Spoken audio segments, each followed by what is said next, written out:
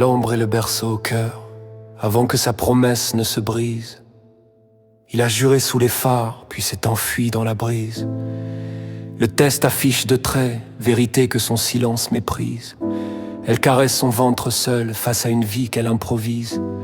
Il parlait de futurs lointains mais s'efface quand tout l'immobilise. Elle quitte l'école sous les yeux d'une foule qui la stigmatise. Ils étaient deux pour la fête, elle est seule quand l'angoisse l'attise. Les nuits sont des longs tunnels où l'absence de l'autre la fragilise. Il parade ailleurs sans remords, oubliant ce que sa fuite autorise. Elle voit les layettes en vitrine, sentant que sa jeunesse s'épuise. On lui dit de rester très forte, mais personne ne voit ce qu'elle déguise. Il a repris sa route de nomade, laissant une douleur insoumise. La honte change enfin de camp, le regard des voisins la terrorise. Elle compte le prix des couches quand lui cherche une autre banquise. C'est l'histoire des fleurs brisées qu'un homme lâchement divise.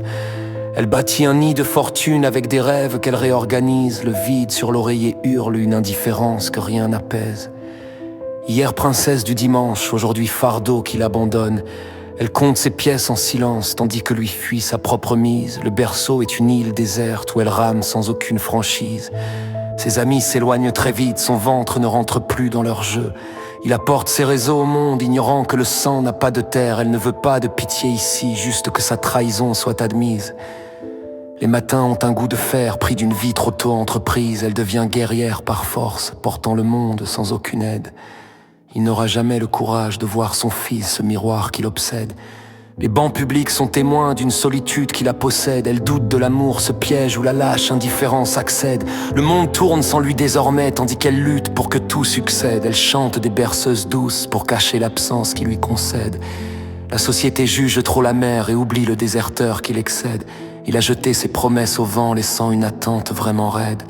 Elle dessine des soleils d'or pour masquer les fissures qui la précèdent.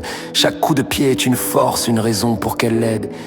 Il n'est pas un père, juste un lâche qui fuit sans cesse et qui décède. Elle marche avec grande dignité, fermant les portes de ce qui la possède. C'est le cri des mers de l'ombre, luttant chaque jour contre le vent raide. Il a cru s'en sortir indemne, mais la vérité un jour l'obsède.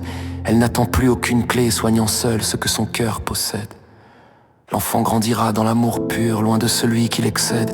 Elle observe les familles au parc, puis sa propre force interne l'aide. Il a laissé une mer de larmes qui ne paiera jamais l'aide. Elle déchiffre les pleurs du petit, tandis que lui vit dans son vide raide.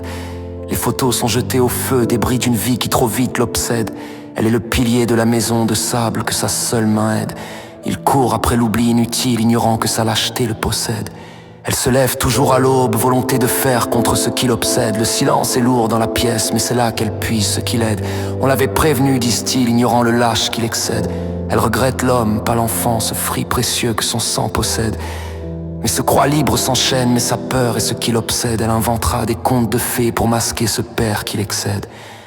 Chaque kilomètre les sépare, preuve flagrante d'une lâche aide. La poussette est son char de combat face au mépris qui l'obsède. Il a laissé des factures de cœur fuyant par la porte vraiment raide.